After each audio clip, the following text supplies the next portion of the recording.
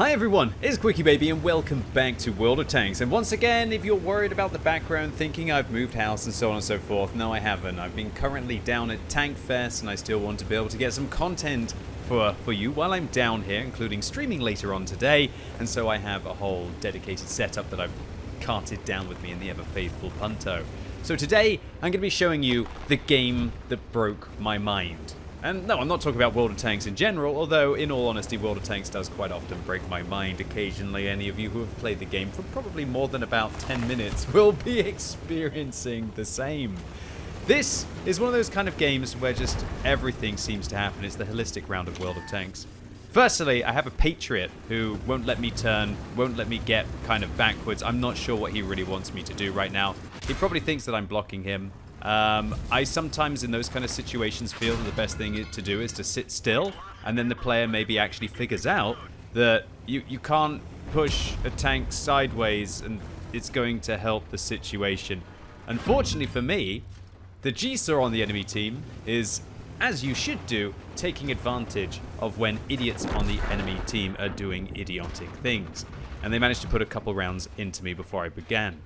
Now, spoilers, that Patriot, when I checked the post-game stats, had about a 45% average win ratio. And honestly, I've said this before on the channel, people can play the game however they want. The Patriot probably didn't do anything intentionally wrong there. They probably just think that's how you drive. They're probably just very silly. The problem is that when you have that kind of a negative impact on your team, where you're not only useless, you're also kind of taking huge amounts of hit points off your top tier tanks, who maybe will go on and carry you in the rounds, that's how you can go way, way below what even the average would be.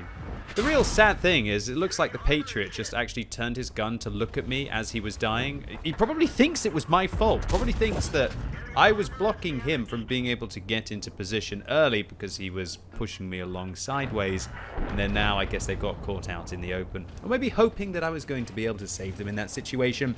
And while I do like to help people in all walks of life, you know, I probably wouldn't have helped that Patriot. Probably if they were on fire, if I'm honest with you. And I had a whole, like, super soaker full of some kind of special liquid. If that's too far, maybe it is too far, possibly. At the time, that's exactly how I felt. Now, in retrospect, am I a little bit more calm about it? A little bit. But probably a little bit more calm than I should be. Stuff like that is so darn frustrating when it happens. Unlike that shell into the Char Future 4, finishing them off, showing you the top gun on the Type 61 is a decent 105mm, has okay accuracy at 0.38, maybe something some of the more snipers of you out there might even want to improve with an aiming device instead of vertical stabilizers on this vehicle, as the tank's gun handling is actually really good. In fact, I would go as far as to say that vert stabs on this vehicle probably are worse than an aiming device, considering it's got 0.38 base accuracy, but still it's quite nice to be snapping in the shots. The build that I'm using on a Type 61 for the eagle-eyed of you, who I would usually point over here, but I'm in a different part of the screen because I don't have a green screen, so down there, but not in that way. I'm pointing at the health bar down below, that I have 1,890 hit points. That's quite a lot for the Type 61. You might be thinking, why have you got so many hit points, Quacky Babs? Well, that is because I'm using a durability device on the vehicle. But it's not because I want to have extra track health and have the extra hit points. It's because I was playing the Type 61 semi-stock. When I'm playing a vehicle like this, I really want to try and get the turret and quite often the top gun as quickly as I possibly can. Especially when I'm playing on my Plays for Free account, which you can see designated by the account name. Long story short, this is an account that I've been playing since 2018 without spending any kind of money on it whatsoever, and I do all of the fun things like playing tank stock so I can still stay in touch with all of the free-to-play players. Now, the Type 61, as I was mentioning, I love to whack durability devices on quite a lot of my stock vehicles because I don't have 25,000 free experience to spend on tracks. That's only going to slow me down from being able to get modules that may actually work. Yeah, buying the durability modules at half price and then hopefully demounting them when you finally manage to get the tracks, which I quite often do last on most vehicles, can be a very economical way to be able to play the game. And it can allow you to be able to get your vehicles up to a competitive level faster. And that's exactly what I'm doing here. The downside is, however, is that I think I'm using gun rammer and vents. So I lack coated optics on this vehicle. As we can see that even with a half decent crew, I can't even get up to 445 meters view range. And that can be incredibly painful when you're trying to deal with your opponents at decent distances and you're wanting to try and outspot them. So our Cobra manages to actually shut down the Type 61 along the northern flank, and this game, it's neck and neck right now. We're down by 1,000 hit points, but that doesn't really mean much when there are 6 vehicles left on the battlefield. I'm worried about there possibly being a tank destroyer located up towards the top. And here's that cheeky G-Saw who put a couple of rounds into me at the start of the game. Well, I get to return the favor. And unfortunately for me, the STR VS1 does manage to shoot us. Luckily, doesn't high roll. In fact, low rolls. Could have managed to actually take me out in a single shot there. But now we are truly a one shot for everything and anything on the enemy team. Talk about one shot. That's all it takes for the Jagdtiger to be able to shut down the AMX CDC. And suddenly, things are starting to look a little bit grave, as there's a full health tier 9 German tank destroyer that I saw in the museum yesterday at the Bovington Tank Museum at Tank Fest, starts to roll towards me.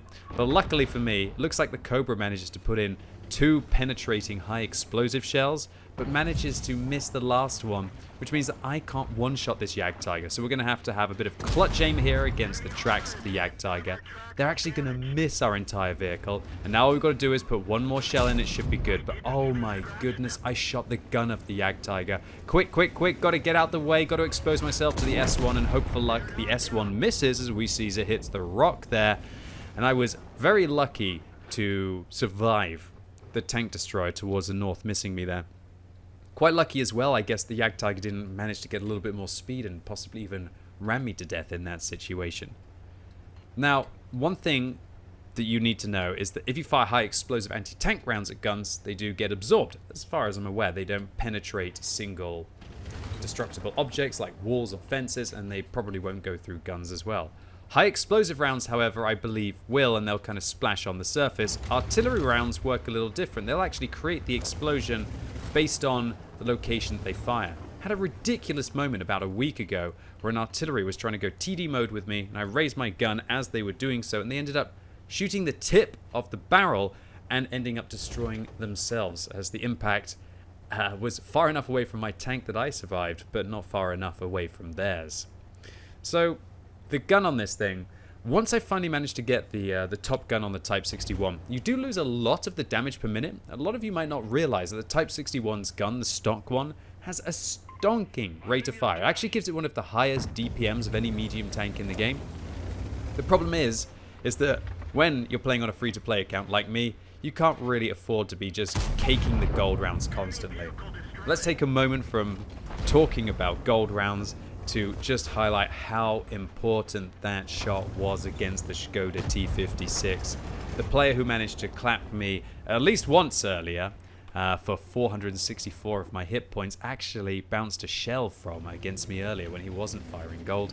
And that now means that we've got a little bit of room to breathe here. Sure, we've still got to deal with a Conway. We've got to deal with the S1 who hasn't been spotted, or I'm hoping the Cobra is going to find. And there's going to be a support Progetto as well, who gets spotted by our T10 who's down in the dip. So I decide that I've got enough space here to be able to go down, get up on the hill, and see if we can deal with our opponents down below us. If we can try and get above them, then we will have the advantage against them. And the cool thing about being up on this hill is it still gives you an opportunity to be able to deal with the S1 towards the top of the map. This game, it was an absolute bizarre round of World of Tanks. And we're having to put everything and everything we have into this game to even have a slight chance of being able to win it. It's bad enough that you're playing a Type 61 without the tracks, without the engine, maybe even without a fully upgraded crew, as I do have to sacrifice 10% crew experience every time you move your crew up throughout the Japanese line, like you do on all of the lines inside the game. Oh, beautiful round there into the side of the G-Saw, 1008, puts a lot of pressure on them. They're going to drive away from the Cobra, who's going to pick up their second kill there in quick succession. And now we're actually up by 3 tanks against the enemy team. Although hit points wise, 1,500 doesn't mean that we're probably the healthiest against them. So the S1, who put a round into us earlier, finishes off the T10, but gets set on fire, but extinguishes it from the Borsig. Yep, that's the .38 accuracy rearing its ugly head there. I was pretty much a 50-50 if I hit the tank to be able to finish them off, and there we go. A slightly higher than average roll now means that we're in a 1 versus 4 scenario. Although, I must highlight that unfortunately in this game, I just realized that 1,500 of our hit points have pretty much been camping in the spawn throughout the entirety of this game. So even though it looks like we've got 2,200 hit points to 200 on the enemy team, I realized that it was pretty much down to me and the Cobra to finish off the Progetto. Now, take into account that I'm playing a stock vehicle here with the mobility, but also take into account that I don't have a premium consumable like I would on my main account, and so my view range is rather lackluster. Unfortunately, whenever I use the free cam, it disables the rings on the minimap. But rewind the video if you need proof that I've got about 440 meters view range on this tank.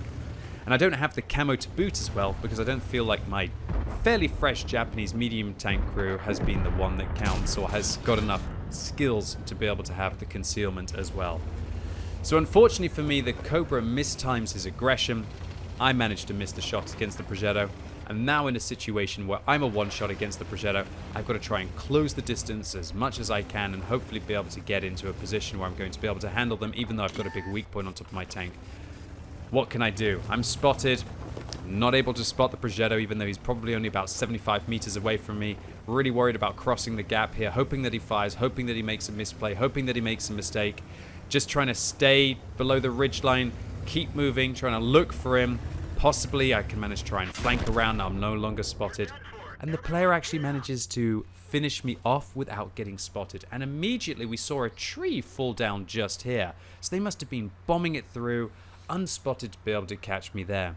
And that's most likely what happens when, as I say, what can I do in a stock tank? I need coated optics to be able to have the extra vision for the bush engagement. But funnily enough now, I see that the STRV-103 starts to move. Now my team have a few choice words that they're saying to the STRV right now. The Cobra, the Borsig, they're all saying that they want to report the STRV-103B, telling him like, good job, ha ha ha ha ha, bot is AFK. But the Borsig actually says he will win this. And this is where it started to dawn on me.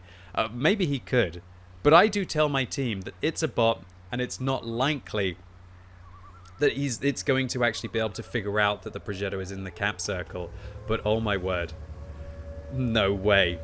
No way does the STRV-1030, who was camping in spawn since the very beginning of the game in their top tier tank destroyer, find themselves in a position to be able to finish off the Progetto. I mean, what is there even to say? There are some things that just happen in World of Tanks that just end up being so darn stupid. I can't really explain it. You have the Patriot pushing you sideways within the first couple of minutes of the game. Then you go on to do 7,000 combined in your stock medium tank. End up getting outspotted by a premium vehicle which likely has better equipment and crew skills than you.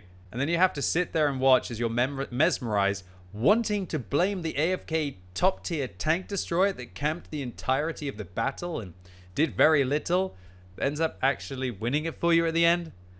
I don't even know what to think anymore. But it was that one shot, that single shot that the STRV-1030 fired after having driven a total of 140 meters in the 13-minute game that they played that won the battle. Do you think this was a bot? Do you think the bot somehow managed to figure it out? Or do you think it's just an incredibly defensive player? Hard to say. Either way, they won the battle. It wasn't me with my 5,200 damage and 1,700 assistance, with the handicap of also having to have the Patriot on our team who didn't fire a single shell and ended up making me lose about a third of my hit points while doing so. And the more that I think of it, the more that I probably also realize that this is World of Tanks, right? This is the kind of World of Tanks that we all play, and for better or for worse, it's what makes the game what it is. Luckily for me, this happened, it looks like during a 5x experience event, so I managed to get a big old amount of experience at 11,000, which will help me on my way towards the top engine and the top tracks on this vehicle. It's always a good idea if you can manage to get a day of premium for free, either by completing a mission or managing to watch one of my streams and getting a premium day through the Twitch drop store, to invest in. And I think currently on the European server, there's 5x experience going on, so it's a great opportunity for free-to-play players to make some great progress. Anyway, ladies and gents, boys and girls, that was the game that blew my mind in World of Tanks. I really hope you enjoyed this video. If you did, give it a thumbs up. If you hated it, give it a thumbs down. And if you're watching this video as it's released on Sunday, it's time for the World of Tanks Tech Tree Showcase live later on today on twitch.tv/QuickyBaby. And this week, seeing how I've been at Tankfest and I got to meet hundreds of you yesterday, you were all absolutely lovely. Thank you for taking the time to come along and say hi, by the way. I'm going to choose, and I'm going to pick the Super Conqueror. I want to play some British heavies. I saw enough of them in the museum yesterday, and yeah, I want to have some fun playing through a British line to celebrate Tankfest. So come along right now, live on twitch.tv/QuickyBaby if you want to know everything there is to know about the British heavy tanks. And as always, thank you so much for watching. You've been epic, and hopefully I'll see you soon.